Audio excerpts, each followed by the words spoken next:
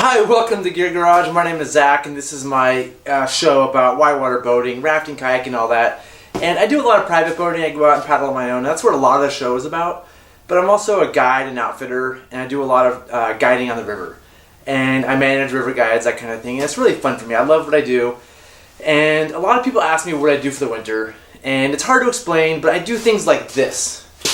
And we'll get to this in a second, but this is me trying to figure out like guide culture and things, and I'm about to erase this, and I want to share it with you before I erase it. But before I do, I want to acknowledge our sponsor for the week, and that's Arda River Trips. Our friends at Arda have been around for over 50 years and run just really wonderful trips. They run 14 rivers around the West, and one of the coolest things they do is the Selway, for example, the Illinois River. They have two beautiful rivers, along with there's a ton more.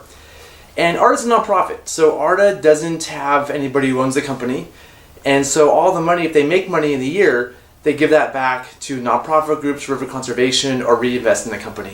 And so that's really something cool that sets Arda apart. So I want to thank Arda for being our first sponsor, supporter of the video podcast I'm doing. So today I want to talk about this thing, and I had this long drive. I did the Merced River. I was guiding a trip actually for Arda a number of years ago.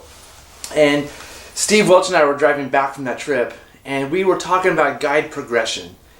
And we had this really awesome conversation, and it's been in my head the whole time, kind of like where guides are on their progression to excellence, or not excellence.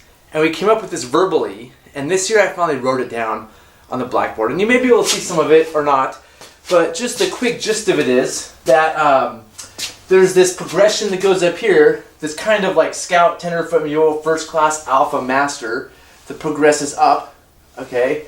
And then there's this way you can move over here over to an area called Shaka Bro. And a Shaka Bro, if you're a guide, you've probably met some. It's guides who are more about themselves, somebody who doesn't wear a life jacket or shoes, and they're trying to get attention. They're cool, they're rad, and it's the kind of person you want to do private trips with. But as a professional guide, you're not excited to work with. And that's a Shaka Bro world. And the eventual goal of this whole thing, or the kind of fun goal, is this idea of a legend. And there's legends in the industry. And there's two ways to get the legend. You can work your way up the normal path to master. And if you're a master and there's like a story about you, that people say, you can't tell the story, but if people are like, oh man, Steve Welch is a legend. That's the guy who rode a bucket boat down Cherry Creek. That's his legend story. So if you're a master and you have a legendary story that's told by others, you can move to legend. And that's not necessarily the goal. The goal really is first class. First class to me is just a great guide. And if everybody was just first class, I'd be happy, right? But there's a little bit past first class we'll talk about in a second. Or if you make it to Shaka Bro and you're in a kayak video, you go straight to legend, right? Like not just like a video on YouTube, but like a legit kayak video, you can become a legend that way. So two paths to legend. So first I want to talk about the normal path. You start down here, scout. This is like a brand new guide, a trainee who shows up, and they're just eyes wide open, and they're basically useless, right? And they're there to train, and they take energy from everybody to train, and they're kind of eyes wide open. Scouts have two options. If there's a lot of Shaka Bros around, they can become a little bro, which is a path to Shaka Bro, which is just basically like they're new and they're worshiping the Shaka Bros, right? So scouts can go that route, and that's the quick route to Shaka Bro. Or they can go to this area called Tenderfoot, where they're actually learning, right? They net help. They're net helpful to trips, but they're also net annoying because they ask a lot of silly questions. They take away from things, and guides don't want more than one Tenderfoot per trip. It's just too much energy to put into it. But Tenderfoot's where you're starting to figure things out, and you're still kind of in this like very learning phase, eyes wide open. As a Tenderfoot, if you just sort of like don't end up wanting to be a worker, or for whatever reason you want to be a Shaka Bro, you can go straight to Shaka Bro from Tenderfoot. And that's usually how it happens. But if you put in the work, and the idea of moving up from Tenderfoot is to mule, if you put your head down, take feedback, learn, do the job, you go to this area called mule. And this is where you're learning the big picture, right? This is where you're learning everything that happens. People that are Tenderfoot, they can cook food, they can get a boat down river in an adequate fashion, right? This mule phase is where you're just studying the craft, and you're willing to have people give you feedback, and you can take it. So mule is a great place to be, and as a company owner, I love having people in this mule phase because they want to take it all in, and they want to learn, and they're receptive. People that are not receptive usually make their way over to Shaka Bro, or just live in tenderfoot forever. They could be in tenderfoot and be like a class 4+ guide. They can get a raft down the river like nobody's business, and they can make a salad, but they can't do all of guiding, which is taking care of people, being empathetic, working with their coworkers, like a ton of other things beyond just physically getting a boat down the river.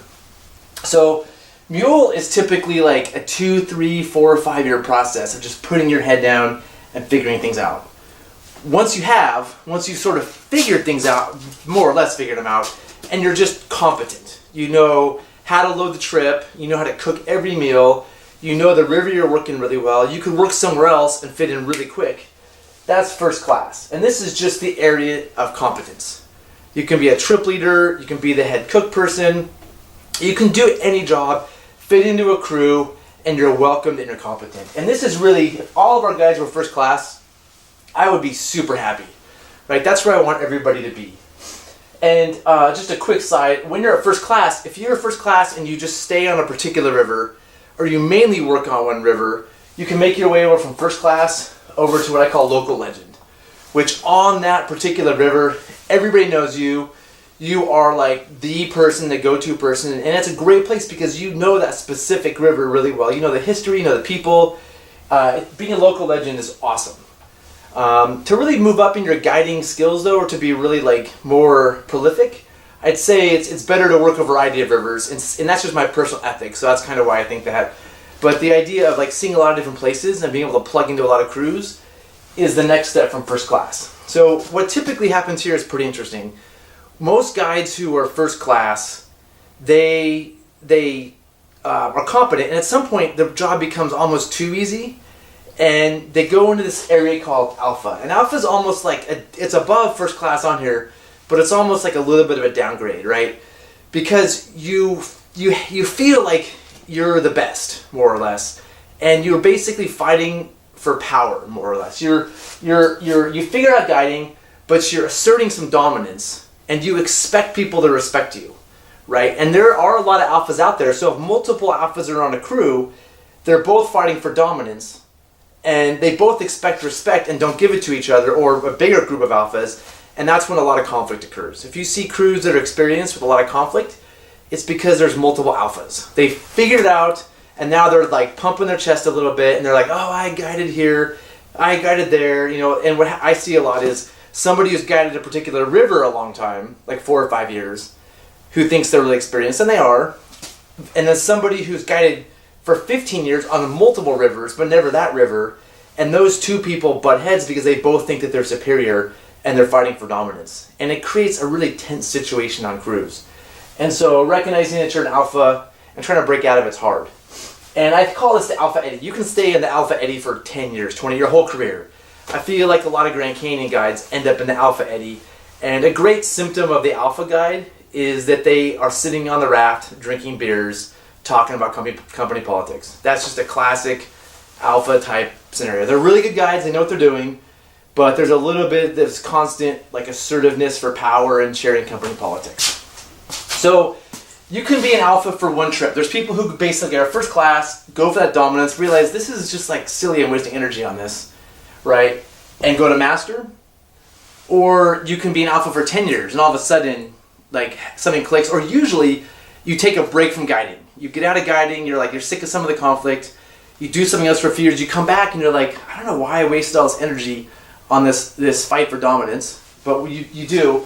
And master is where you have nothing to prove. You're just comfortable with yourself, you're not there to prove anything, and the respect that you get is earned respect, where you're just doing your job, getting along with everybody, and people just look at you and respect you. And there's a handful of people in the guiding community that are truly masters, and it's really fun to work with them and really fun to watch them work. They're people who have leadership without even trying or without even having titles. They don't have to be told that they're the TL, they don't have to be told that they're like the manager. They just show up and people respect them without a title. And I think of them in a lot of ways as like a fully competent mule. Like they're first class, but they could lead a high water Illinois trip, for example. They could lead a high water Middle Fork. They can do any job that needs to get done. They're happy being a guide and kicking back and being supportive of a young trip leader. And master to me is like the ultimate pinnacle of guiding. You know, the only thing that separates a master from a legend is that there's a story about you that others tell, which is something you can earn. You really can't make it up. Somebody else has to be telling that story. So, really quick, moving over to the Shaka Bro world. From Tenderfoot, you can go straight here. And again, Shaka Bro is a place guides tend to live. And this is, if you've guided the same river for a long time, and you can go up the chain, go to local legend, or you can just sit in Shaka Bro, where your thing is, it's about you, and you're trying to get attention from others by pushing the boundaries. You know, by breaking the rules, saying things you shouldn't, you know, drinking too much. Drinking too much is a classic Shaka Bro place. So this is the whole thing. I'm about to erase this, so I'm really excited to share it with you all. A couple things. This isn't at all perfect. This is just a generalization. So I'm sure there's lines that go between all of these. And if I said something offensive, I'm really sorry. I'd love to hear you say, hey, you know what? That was offensive. You're wrong. I'd love to have comments. So please add comments in the comment section below about this. I'm super curious to hear what you have to say. Because this is just fascinating to me. And as I think about our guide culture, it's really fun for me to kind of have some epiphanies about this in terms of how the example that I set as an owner and sort of the environment that I create. And so if you have thoughts to add to make this even better, please let me know. I'd love to hear about it. So that's all in this. The last thing I want to talk about is this awesome Milwaukee Inkzall.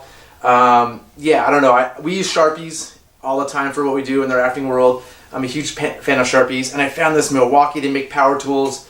This Inkzall, I would check it out. It's pretty cool. I don't think it's any better than a Sharpie, and it might be worse, but it looks cool, so I'm into it. So anyway, that's it for this week. I'll see you next time. Thanks.